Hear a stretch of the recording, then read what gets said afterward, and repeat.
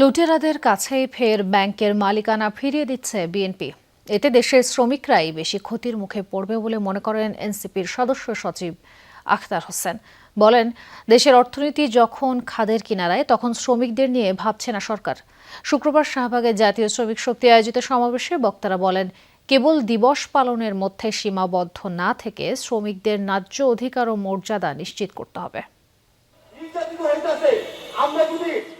জাতীয় নাগরিক পার্টির সহযোগী সংগঠন জাতীয় শ্রমিক শক্তির আত্মপ্রকাশের পর প্রথম মে দিবস।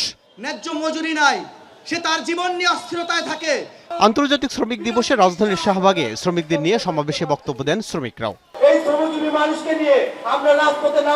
প্রধান অতিথি আখতার হোসেন বলেন, দেশে বিপর্যস্ত অর্থনীতির কারণে ক্ষতিগ্রস্ত হয় শ্রমিকরা, অথচ সেই শ্রমিকদের নিয়েই টালবাহানা করছে সরকার। লুটেরাদের কাছে ব্যাংকের মালিকানা ফিরিয়ে দিলে নিম্ন আয়ের মানুষই বেশি ক্ষতিগ্রস্ত হবে বলে শঙ্কা আখতার হোসেনের।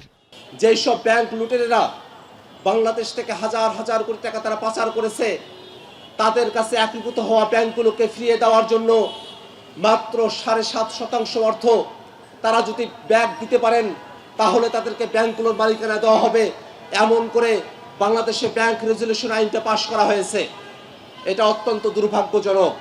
শ্রমিক সমাবেশের বিশেষ অতিথি আব্দুল হান্নান মাসুদের অভিযোগ, ক্ষমতায় যাওয়ার সময় শ্রমিকদের প্রয়োজন পড়ে রাজনৈতিক দলগুলোর, আর ক্ষমতায় গেলে প্রয়োজন হয় ব্যাংক লুটেরাদের। তাদের ক্ষমতায় যাওয়ার অস্ত্র হিসেবে আমাদের শ্রমিকদেরকে লাগে, তাদের ভোট চুরির ধান্দা পূরণ করার জন্য আমাদেরকে লাগে, তাদেরকে গণতন্ত্র প্রতিষ্ঠার জন্য আমাদের ছাত্র জনতাকে, কৃষকদেরকে, শ্রমিকদেরকে, সকলকে লাগে, কিন্তু ক্ষমতায় যাওয়ার পর নির্দ্বিধায় তাদের এসালমকে লাগে। এ সময় চা বাগান শ্রমিক সহ প্রান্তিক শ্রমিকদের জীবনমান উন্নয়নে শ্রমিক নেতাদের রাষ্ট্রীয় নীতিমালায় অন্তর্ভুক্তির আহ্বান জানান বক্তারা। বাংলাদেশে 85% শ্রমিক হচ্ছে ইনফরমাল খাতে, যার কোনো প্রতিষ্ঠান নাই। আল আমিন হক অহন, যমুনা নিউজ, ঢাকা।